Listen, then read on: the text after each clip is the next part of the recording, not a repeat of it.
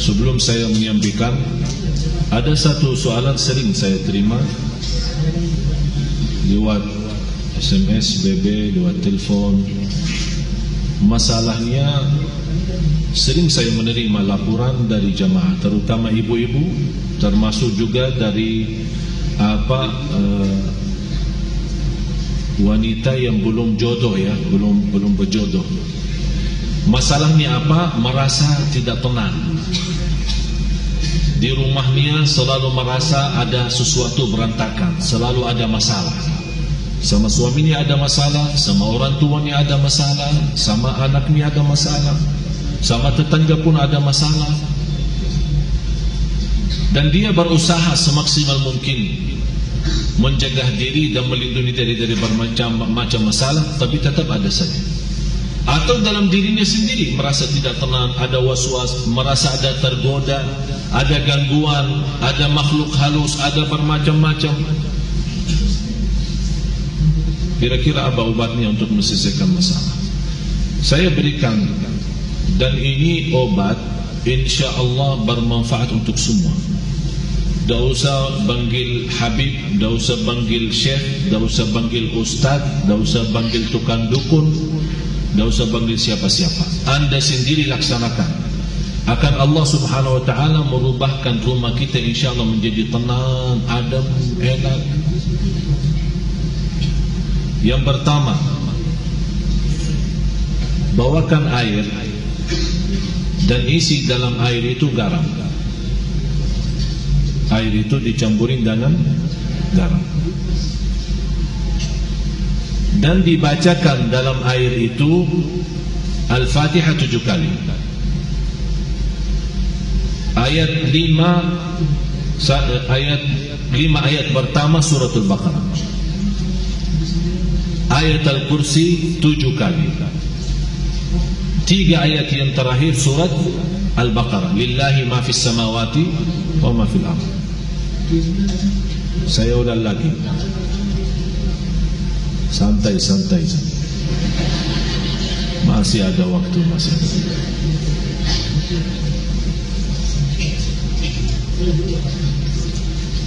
Air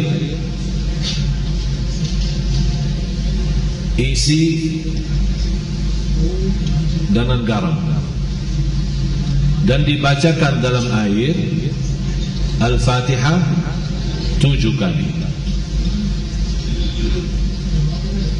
Yang kedua, 5 ayat pertama 1 kali. Dari Alif Lam Mim sampai wa ulaika hum al-muflihun, 5 ayat.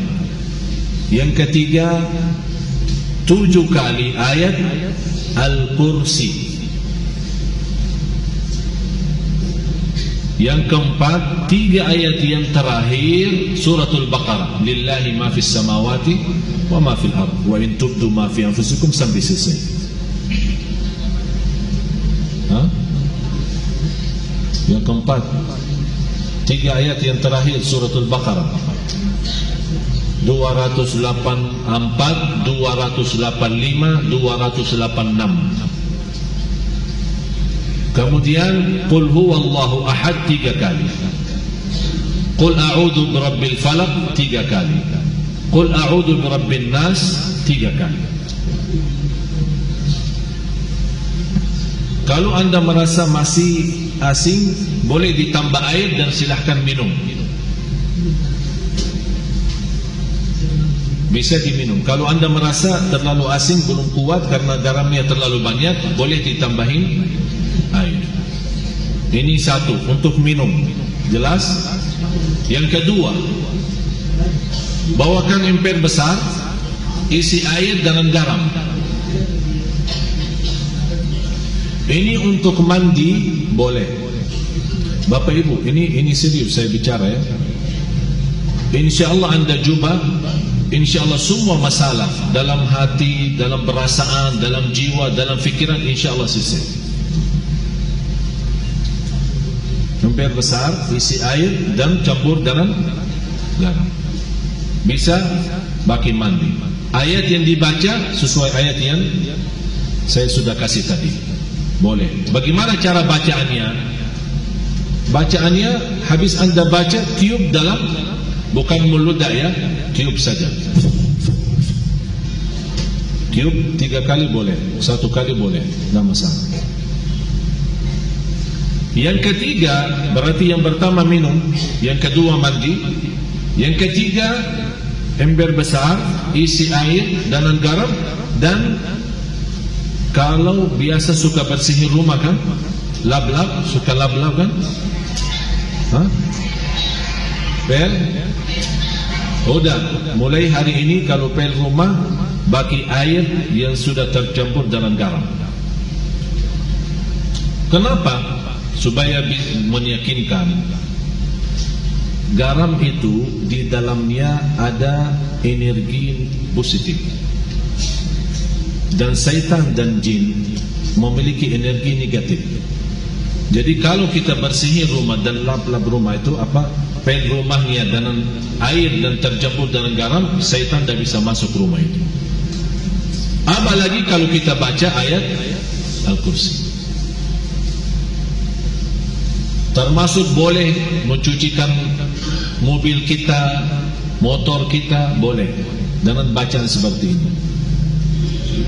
Dan saya sampaikan begini karena sudah berkali-kali ada yang memberitakan soal rumahnya ada banyak masalah, saya tidak tahu apa. Dan mohon maaf, selama saya di Indonesia, mohon maaf ya, orang Indonesia terlalu banyak was-was. Jadi kalau merasa ada sesuatu, Ustaz kayaknya ada di rumah apa-apa, padahal tidak ada. Tidak ada. Oleh karena itu di Indonesia cepat paling laku usaha tukang dukun. Laku cepat. Seperti ada seorang ibu, kasihan, maksud saya kasihan kalau kita mampu mengobati diri, mengamankan rumah kita, kenapa kita minta tolong orang lain? Inilah sudah saya berikan cara, insya-Allah aman, insya-Allah yakin, dan tidak ada dalamnya syirik. Itu yang paling bahaya. Ada seorang ibu kemarin minta sama saya tolong untuk masuk ke rumahnya, karena habis saya isi tabligh akbar di salah satu daerah di sini di Jakarta tidak jauh, dan dia minta tolong sambil nangis, ibu maaf saya tidak bisa, kalau mau masuk rumah berarti semua jamaah minta masuk rumahnya. Jadi lain kali ini saya sudah berapa lama tidak bisa masuk rumah saya. Kenapa? Ada banyak hantu. Sambil tolong Syekh datang. Barangkali dalam datangnya Syekh terusir ini hantu. Ini juga masalah sebenarnya. Ucapan hal seperti ini memiliki keyakinan kalau seorang syekh datang hantu bisa terusir, itu sudah punya fikiran salah. Cuma sekarang ini bagaimana saya mengobati masalah ibu ini? Saya terima, saya datang. Terus ibu apa cerita rumah ini? Ceritanya saya pernah didatangi seorang kiai, katanya tapi begitu dia masuk ke rumah, dia langsung berkata, Bu, di rumah kamu ada banyak hantu. Mulai dari situ saya takut. Jadi saya minta tolong para kiai lain, tidak ada yang mau datang ke rumah saya. Malah saya bertambah takut. Akhirnya ada seorang dukun yang mau bantu, tapi dengan syarat dia mau membacakan apa, saya tidak tahu mau baca apa. Setiap satu ekor jin keluar 250. Setuju ibu itu, oh boleh, tapi saya cuma ada 500. Udah, saya bantulah, saya masuk dulu, saya mau lihat berapa ekor ada.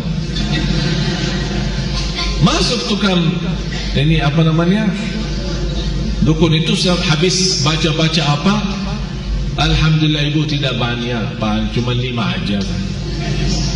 Jadi saya baca-baca keluarin 2, karena ibu mampu bayar 500. Kalau nanti ibu sudah sanggup lunasin lagi, nanti saya datang lagi usir yang tersisa. Dan kasihan ibu percaya. Sambil sekarang dah mau masuk ke rumahnya, sambil saya ketemu dan disuruh saya masuk. Jadi ibu sekarang yang tersisa cuma 3 ya. Karena katanya 5 kan, yang terusir 2, tinggal 3. Terus ibu membayar ke saya berapa? Tidak apa-apa, saya ikhlasin, tapi yang penting bantulah. Udah begini aja, saya masuk, ibu tunggu di luar.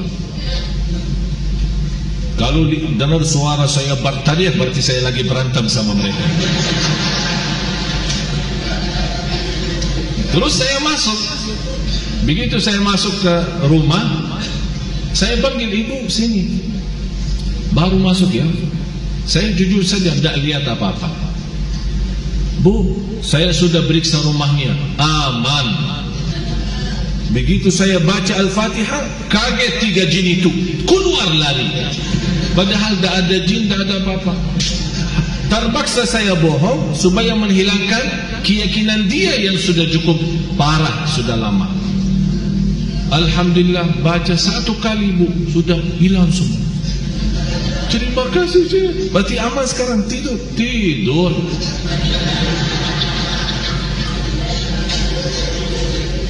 Dan saya kasih obat itu, bagi garam terus yang lain-lain. Terus dia bawakan amplop, lumayan lah. Saya bilang, bu, ini sedekahin ke masjid atau ke anak yatim, bukan ke saya. Itu bukan kerjaan saya. Sekali lagi ibu, jangan percaya dukun dan sihir. Yakini. Alhamdulillah, habis itu beliau rutin baca suratul Baqarah, dan alhamdulillah nyaman, enak. Malah sekarang rumahnya selalu ramai, pengunjung datang silaturahim banyak. Dan sebenarnya masalahnya cuma was-was. Tapi was-was 90%. Sejarah medis pun 90% sebabnya penyakit manusia adalah was-was. Yang terakhir, kalau ada garam batu, kan ada garam apa namanya? Pokoknya sudah tahulah. Terus itu kalau bisa dibakarkan di atas arangnya.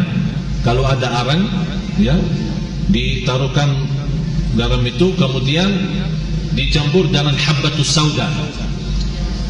Apa bahasa Indonesia habbatus sauda? Tinta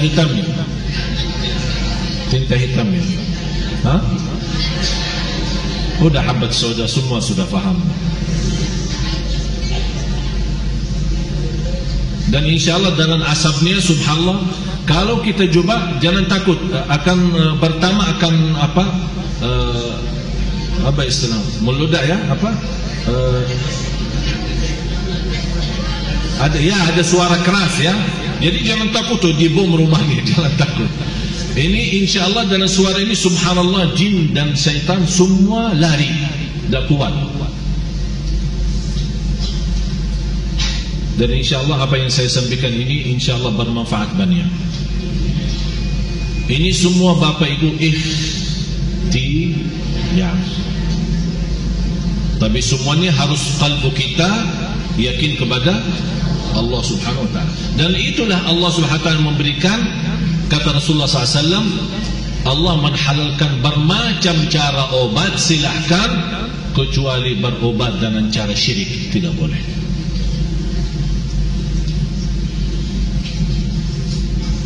Mudah-mudahan Bapak Ibu berkenan mulai malam ini atau besok pagi kalau lagi mau bersihkan rumah, minta sama pembantunya, ya,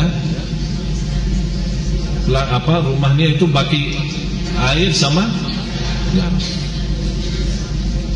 InsyaAllah dijauhkan oleh Allah SWT dari godaan, dari penyakit, dari bahaya waswas, dari jiwa tidak tenang. InsyaAllah semua bisa diatasi dengan izin Allah Subhanahu wa ta'ala.